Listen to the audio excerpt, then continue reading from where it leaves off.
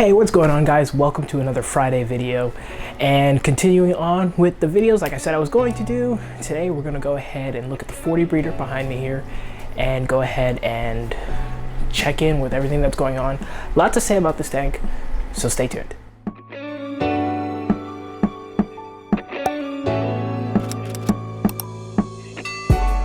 Alright, so first off, guys, let's talk about the plants in this tank. Back here in the right hand corner, I have some green kabomba, or some kabomba caroliniana, which is growing a little slower than it used to, but it's still growing well. It did die back a few months ago and I had to kind of let it regrow back, but now I've got lots of stems of it, and the pea guy that's along in the corner with it is also doing pretty well. The sword right here, almost dead center of the tank, has really been boosting in growth with the root tabs and clay tabs I've been putting underneath it. As you can see, the new growth down in the middle is nice bright red. The tiger lotus here and towards the back behind this main one has really been doing well up until the point where my Bolivian ram started spawning again and actually dug a pit right under it, right on top of where the root tab and clay tabs were. So it didn't really get a chance to feed off of that. So hopefully with the water change and maintenance I'm going to do today, I'll go ahead and feed that plant and get it boosted back up. And moving on to the fish, since we're talking about the Bolivian ram spawning, they have gone back to their spawning schedule of at least once every 2 weeks. The Bolivian ram sitting under the tiger lotus right now is actually sitting guarding some eggs. Pretty nice size batch, probably at least 150 to 200 eggs. So that schedule is continuing. The tetras in this tank, it doesn't look like there are any, does it? But there's actually at least 12 of the red-eye tetras back there. Unfortunately, when I get too close to the tank like I am right now, plus I was messing around a little bit, so they are now hiding behind the wood. I'm probably going to move some of the wood around today and see if I can, well, one, put in some caves for the clown plecos, which there are 3 of them in this tank. Probably won't see them right now until I start moving wood around, but also see if maybe that brings the red-eye tetras up to the front a little bit. And we need to talk about the new fish in the tank, which are a group of Corydoras. There are 6 panda cories and 3 crap, I forgot what kind of cories they are. It always escapes me, but I'll put their name down below. I got these guys a couple months back from someone local who was moving and trying to get rid of their fish, and they've been doing really well. I've already gotten at least 1 spawn from the pandas, so I'm gonna go ahead and go on a limb and say that they are happy in here. And then there are some shrimp in this tank, some ghost shrimp, some red cherry shrimp. They're pretty much hidden right now amongst the wood. There was 1 cherry shrimp out earlier, and the ghost shrimp every now and then come out, especially closer to night. Oh, there's actually 1 cherry shrimp right under that piece of wood there, right above where the cory cat is. You can see it. Oh, I just noticed there's actually a pistol fry in here. I guess it must have come over when I moved some plants or something. Huh. Okay, so yeah, there's a pistol fry in here. Go figure. That's going to be something I have to pull out sometime soon. And then finally we come to the Farlowella cats. I have 2 adults in here, and I did have some juveniles in this tank from a previous spawn. There were at least 8 to 10, and unfortunately, this is the bad news. I think their numbers have been dwindling. I don't think it's from predation. I'm not sure, they've just kind of been disappearing. But then again, they are pretty secretive. But as I move around wood today, maybe I'll definitely do it slowly to make sure I don't hurt any potential juveniles that are still in there. Maybe I can get a good count on them.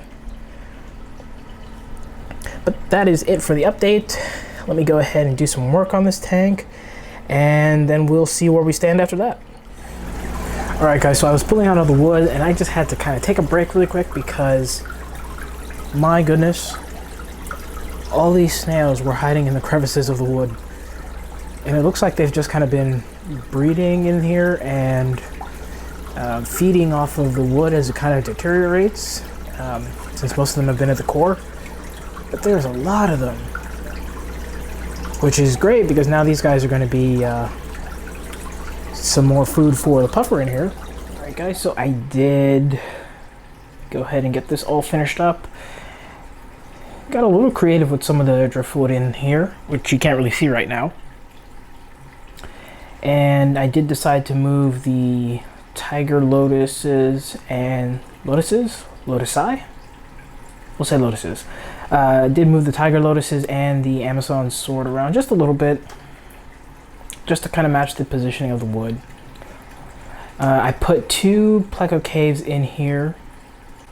Hopefully, actually it looks like one of the plecos, you can barely see it because it's kind of clouded up, and I do apologize for the lines going up the screen right now. That is because of the LED lighting. I have it not on full power, and I would adjust that, except that I'm having some trouble with my Fuel 2.0 on this tank.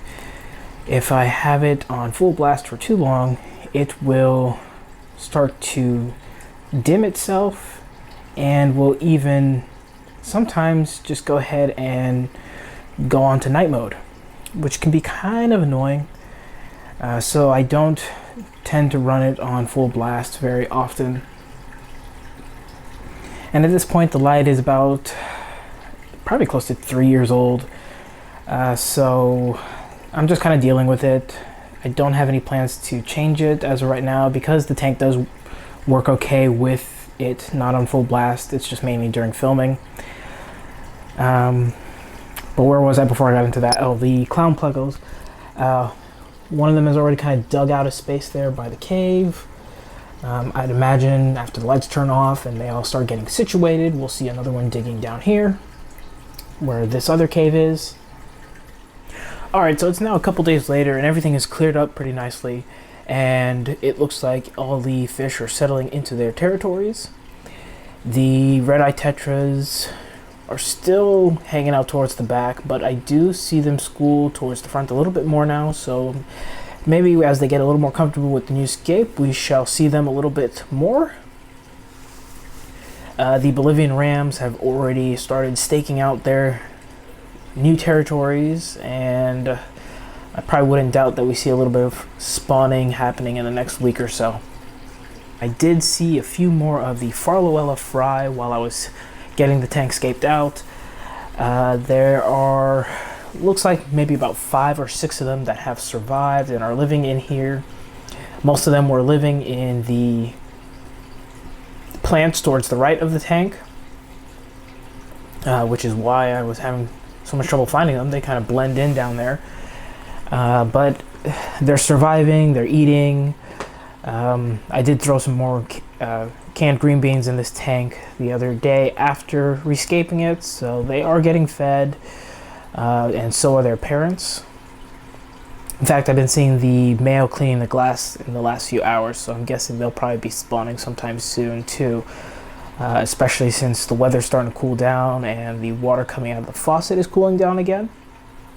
But that is going to do it for everything going on in this tank. Hope you guys enjoyed this video. Stay tuned for the next video where we will take a look at the 8-gallon cobalt tank and everything that's been going on in there. That one's probably going to be a long update because there's a lot to unpack with that tank. But anyways guys, I'll leave you with some footage of the fish getting a nice meal, and as always, thank you for watching, and I will see you on the next video.